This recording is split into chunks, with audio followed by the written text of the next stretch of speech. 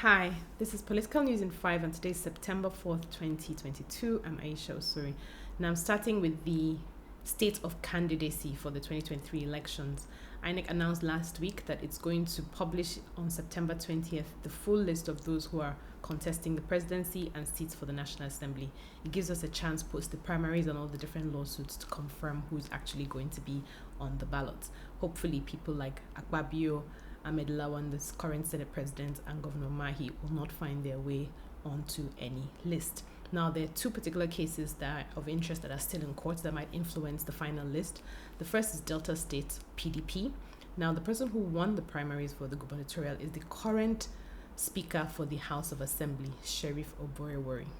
Now, his candidacy was challenged by the person who came second, who is David Edevi, who used to be Commissioner of Finance during Ibori's tenure. Now, the Federal High Court, where Edevi filed in favor of Edevi, who claimed that he should be made the candidate because Sheriff had lied about his education qualifications and lied under oath and submitted fake or forged certificates. Now, the judge obviously hadn't read Section 33 of the Electoral Act that says that the only way that somebody can become a candidate is to do another primaries. Now, last week, the Court of Appeal, who heard the case obviously on Sheriff's application, said that Sheriff remained the PDP candidate, and Edevi has said he's going back to court to challenge that.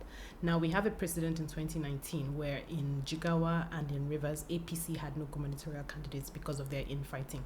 This is something that could happen in PDP Delta as well. Now, the second case has to do with Bola Ahmed Tinubu, the APC presidential candidate, who was taken to court by members of his party to claim that he should be disqualified as being the candidate for two reasons. One, discrepancy in his age and his education qualifications. Now, this is very likely a nuisance suit that's not going to go anywhere because we've seen these types of lawsuits with Buhari in 2015, Atiku in 2019, and in all those cases, they both remained on the ballot. So it's very likely that Tinubu is also going to remain on the ballot. So one has to ask, what's the value of these lawsuits and who benefits besides lawyers and judges? This suit is set to be heard September 7th, and I'll keep you posted on that. Now, which brings me to the second thing I want to talk about, which is the story that won't go away about Tinubu's identity. Last week, Tinubu was trending on social media for the second time in 4 months, and it was all about who he really is. Now, for over 25 years, there's been controversy about his education qualifications, and that has led to questions about his own identity. In fact, Gani Farami, over 25 years ago, sued on this very issue. Now, not knowing who a person is or where they've had their basic education always raises questions, or should raise questions, about who they are in reality. Now, we've had many people impersonate. We've had people impersonate other people. We've had other people create fake identities, something that happens all around the world. People do it for money, for fame, to authenticate whatever story or narrative they have about themselves. So it's no surprise, but I don't know of a single story of somebody with a fake identity becoming president or head of state of a country, apart from maybe during the military, for somebody who's voted into office. It's unheard of. I would really like any examples of that.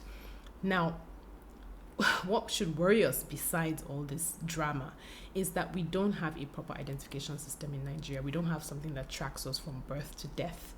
And despite billions over the years in different administrations to give us some sort of identity, we still don't, because our political economy thrives on not knowing who we are, not knowing how many numbers of people are.